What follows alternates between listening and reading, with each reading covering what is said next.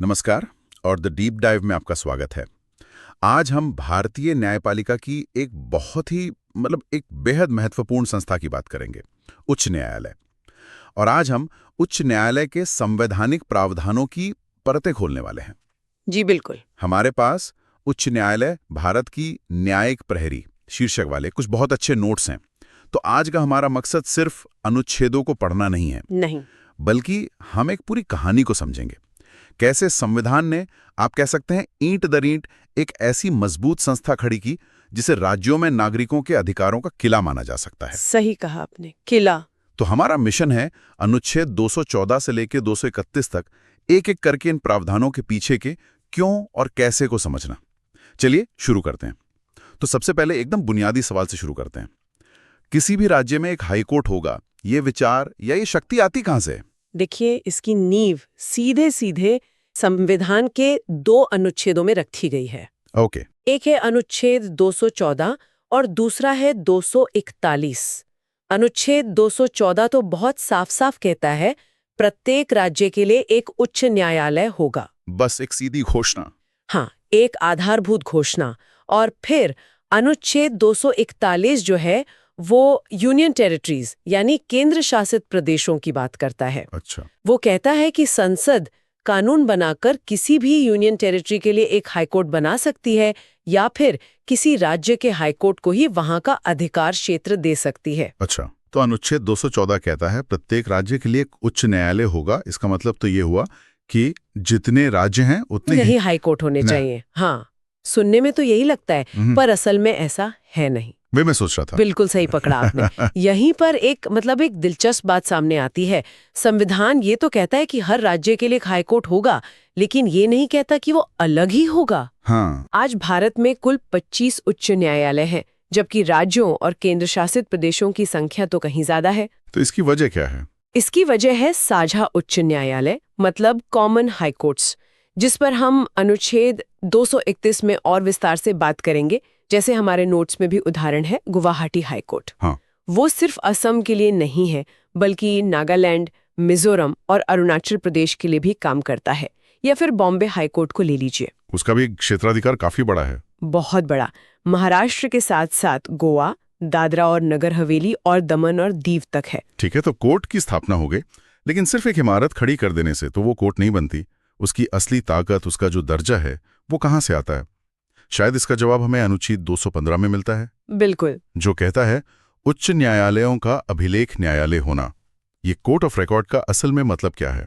ये एक बहुत ही शक्तिशाली प्रावधान है और इसके 2 बहुत गहरे मतलब हैं। अच्छा। पहला है नज़ीर, या जिसे हम अंग्रेजी में प्रेसिडेंट कहते हैं। इसका मतलब है कि हाई कोर्ट का हर फैसला, हर कार्रवाई लिखित में दर्ज होती है। ठीक है। और वो उसके तहत आने वाली सभी निचली अदालतों के लिए एक तरह से कानून बन जाती है। वो उसे मानने के लिए बाध्य हैं। तो मतलब ये सिर्फ एक प्रशासनिक नियम नहीं है, बल्कि ये पूरे राज्य में कानून की एक रूपता लाता है। हाँ, एक रूपता और स्थिरता दोनों। मतलब न्याय इस बात पर निर्भर नहीं करेगा कि आप किस शहर में हैं, क्योंकि सभी निचली अदालतों को एक ही रूल बुक से खेलना होगा जो हाई कोर्ट तय करता है। बिल्कुल। और इसका दूसरा मतलब है अवमानना के लिए दंड देने की शक्ति, कंटेम्प्ट ऑफ कोर्ट। जी। अगर कोई भी व्यक्ति या संस्था हाई कोर्ट के फैसलों का अपमान करती है या उन्हें मानने से इनकार करती है, तो कोर्ट उसे सजा दे सकता है। यही शक्ति उसे अपने आदेशों को लागू करवाने का अधिकार देती है। तो हमारे पास एक स्थापित और एक शक्तिशाली कोर्ट है। अब सवाल यह है कि इस कोर्ट का गठन कैसे होता है? मतलब इसमें कितने जज होंगे, ये कौन तय करता है? इसका जवाब हमें अनुच्छेद 216 में मिलता है, उच्च न्यायालयों का गठन। इसमें लिखा है कि हर हाईकोर्ट में एक मुख्य न्यायमूर्ति और कुछ अन्य न्यायाधीश होंगे। यहाँ सबसे जरूरी बात यह है कि जजों की संख्या संविधान में तय नहीं की गई है। अच्छा, ये दिलचस्प है। हाँ, ये शक्ति भारत के राष्ट्रपति को दी गई है। वो काम के बोझ और जरूरत के हिसाब से समय समय पर ये संख्या तय करते हैं। तो ये फिक्स नहीं है? बिल्कुल नहीं। जैसे हमारे नोट्स का ही उदाहरण है, राजस्थान उच्च न्यायालय में 2015 में जजों की संख्या बढ़ाकर 50 कर दी गई थी। ठीक है, यहां से बात और भी दिलचस्प हो जाती है। हमने कोर्ट बना लिया, उसकी ताकत तय कर दी, पर उसमें बैठने वाले न्यायाधीश, मतलब वो संरक्षक कौन होंगे और उन्हें चुनेगा कौन? अनुच्छेद 217। हाँ, और ये बहुत ही महत्वपूर्ण प्रक्रिया है। ये एक आप कह सकती हैं त्रिस्तरीय प्रक्रिया है। पहला चरण है सिफारिश। और इस सिफारिश कौन करता है? ये सिफारिश कॉलेजियम करता है, जिसमें भारत के मुख्य न्यायाधीश और सुप्रीम कोर्ट के 2 सबसे वरिष्ठ जज होते हैं। यही कॉलेजियम नामों का प्रस्ताव रखता है। और ये कॉलेजियम प्रणाली तो खुद भी काफी बहस में रही है। हाँ, बिल्कुल। पारदर्शिता और जवाबदेही को लेकर इस पर अक्सर सवाल उठते रहे हैं, लेकिन फिलहाल यही स्थापित प्रक्रिया है। तो कॉलेजियम की सिफारिश के बाद क्या होता है? दूसरा चरण है परामर्श।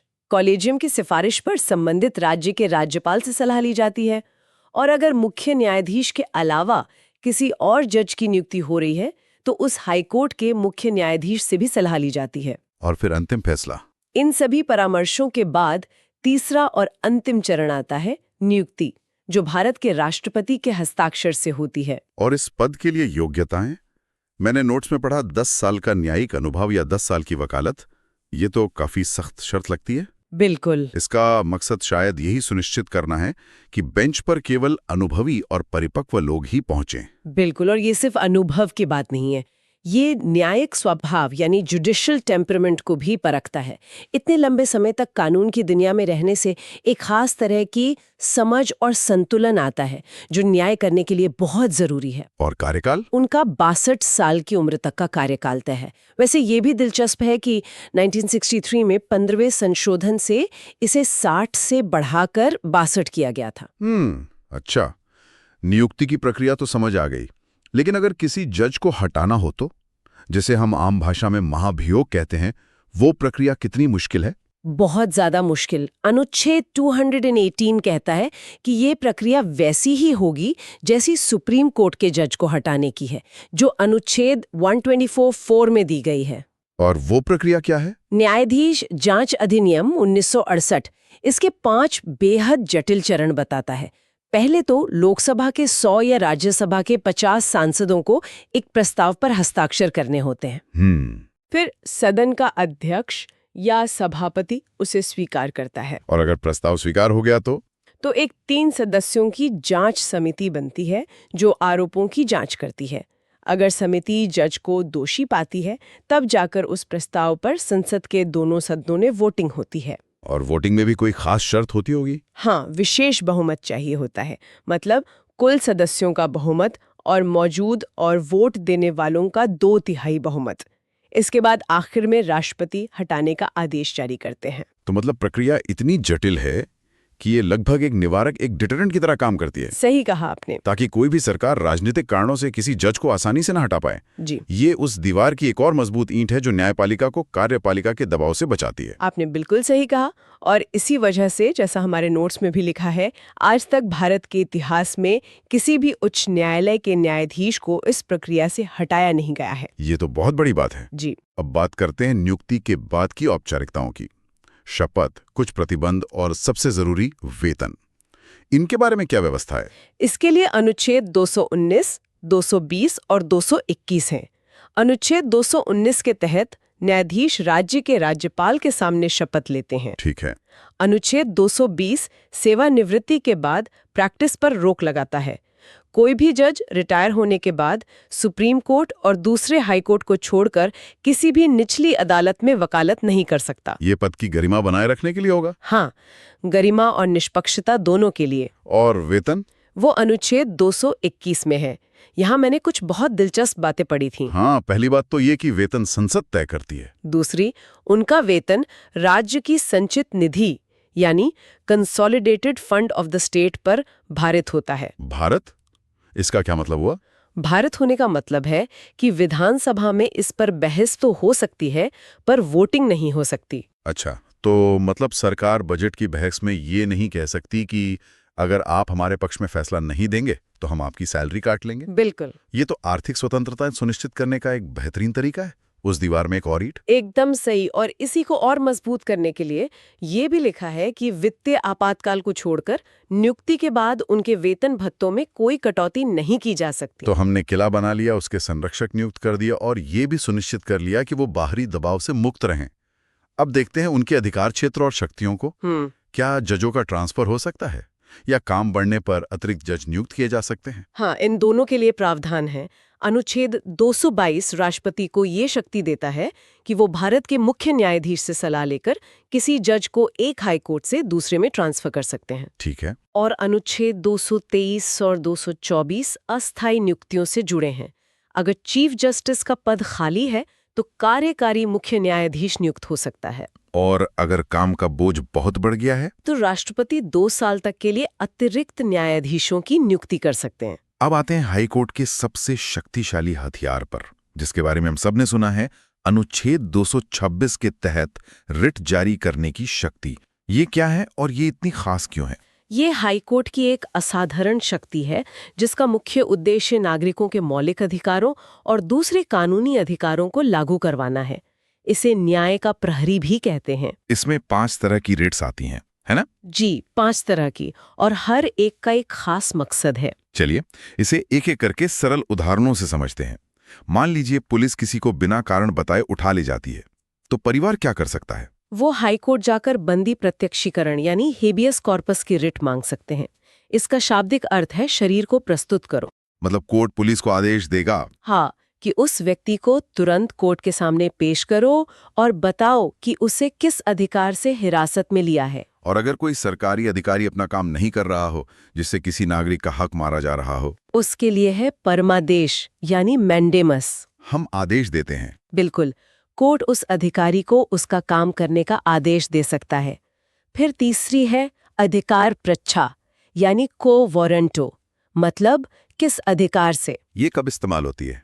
अगर कोई व्यक्ति गलत तरीके से कोई सार्वजनिक पद हासिल कर लेता है तो कोर्ट उससे पूछ सकता है कि वो किस अधिकार से उस पद पर है। और आखिरी 2? उत्प्रेषण और प्रतिषेध।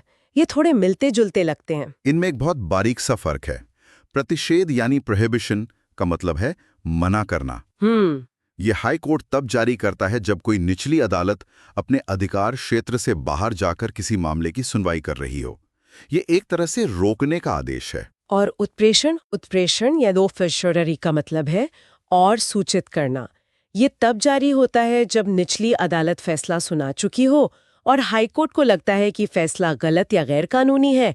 तब हाई कोर्ट उस मामले के कागजात अपने पास मंगवाकर फैसले को रद्द कर सकता है। ये जानना बहुत दिलचस्प है कि हाई कोर्ट का रिट क्षेत्राधिकार मतलब अनुच्छेद 226 के तहत सुप्रीम कोर्ट के अनुच्छेद 32 से भी ज्यादा व्यापक है। ये कैसे? ये इसलिए क्योंकि सुप्रीम कोर्ट केवल मौलिक अधिकारों के हनन पर ही रिट जारी कर सकता है। केवल मौलिक अधिकारों पर? हाँ, जबकि हाई कोर्ट मौलिक अधिकारों के साथ साथ किसी भी अन्य कानूनी अधिकार के हनन पर भी रिट जारी कर सकता है। इससे हाई कोर्ट आम नागरिक के लिए न्याय का एक बहुत बड़ा और सुलभ दरवाजा बन जाता है। सही बात है। रिट के अलावा निचली अदालतों पर हाई कोर्ट का कितना नियंत्रण होता है? बहुत व्यापक।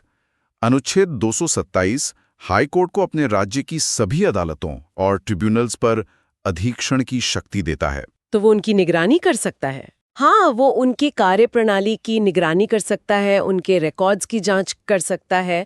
और अनुच्छेद 228 तो और भी आगे जाता है। वो कैसे? अगर किसी निचली अदालत में कोई ऐसा केस चल रहा है जिसमें संविधान की व्याख्या का कोई बड़ा सवाल जुड़ा है, तो हाई कोर्ट उस केस को सीधे अपने पास मंगवा सकता है। अच्छा, तो पूरा केस ही ट्रांसफर हो जाएगा? जी, पूरा केस। अब हम अपनी चर्चा के अंतिम हिस्से में हैं। न्यायालय की अपनी व्यवस्था। एक हाईकोर्ट अपने आप में एक बहुत बड़ा संगठन है। अधिकारी, कर्मचारी, खर्चे, ये सब कैसे मैनेज होता है? इसके लिए है अनुच्छेद 229 जो हाई कोर्ट की प्रशासनिक स्वतंत्रता सुनिश्चित करता है। प्रशासनिक स्वतंत्रता? हाँ, ये कहता है कि कोर्ट के अधिकारियों और कर्मचारियों की नियुक्ति का अधिकार हाई कोर्ट के मुख्य न्यायाधीश को होगा। उनकी सेवा शर्तें भी मुख्य न्यायाधीश ही तय करेंगे, बस राज्यपाल की सहमति चाहिए होगी। और खर्चे? सभी प्रशासनिक खर्चे, वेतन और पेंशन समेत राज्य की संचित निधि पर फिर से भारित होते हैं। फिर से वही भारित वाला सिद्धांत? बिल्कुल। मतलब एक बार फिर सरकार इसमें वोटिंग के जरिए कोई दखलंदाजी नहीं कर सकती। ये एक और परत है जो न्यायपालिका को कार्यपालिका के नियंत्रण से बचाती है। और आखिर में अनुच्छेद 230 और 231, ये हाईकोर्ट के अधिकार क्षेत्र के विस्तार की बात करते हैं। जी, अनुच्छेद 230 संसद को ये अधिकार देता है कि वो किसी हाईकोर्ट का अधिकार क्षेत्र किसी केंद्र शासित प्रदेश तक बढ़ा सकती है। और 231 और अनुच्छेद 231 वही बात करता है जो हमने शुरू में छेड़ी थी। संसद कानून बनाकर 2 या 2 से ज्यादा राज्यों के लिए एक ही साझा उच्च न्यायालय बना सकती है। जैसे गुवाहाटी और बॉम्बे हाईकोर्ट। बिल्कुल। तो अनुच्छेद 214 से 231 तक का ये पूरा सफर देखने के बाद जो तस्वीर उभरती है वो सिर्फ कुछ कानूनी नियमों की नहीं है। ये तो एक सोची समझी वास्तुकला है, एक डिजाइन है। आपने बिल्कुल सही शब्द इस्तेमाल किया, डिजाइन। ये सभी प्रावधान मिलकर न्यायिक स्वतंत्रता के उन स्तंभों का निर्माण करते हैं जो किसी भी लोकतंत्र के लिए बहुत जरूरी हैं।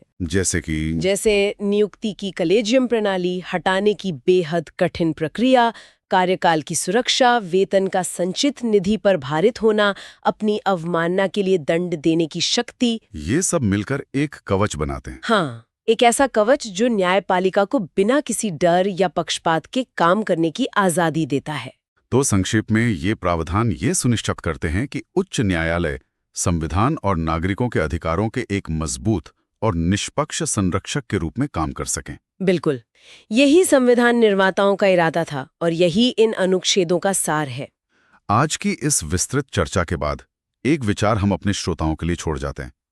संविधान ने न्यायाधीशों को हटाने की प्रक्रिया यानी महाभियोग को लगभग असंभव बना दिया है और ये न्यायिक स्वतंत्रता के लिए एक मजबूत ढाल का काम करता है।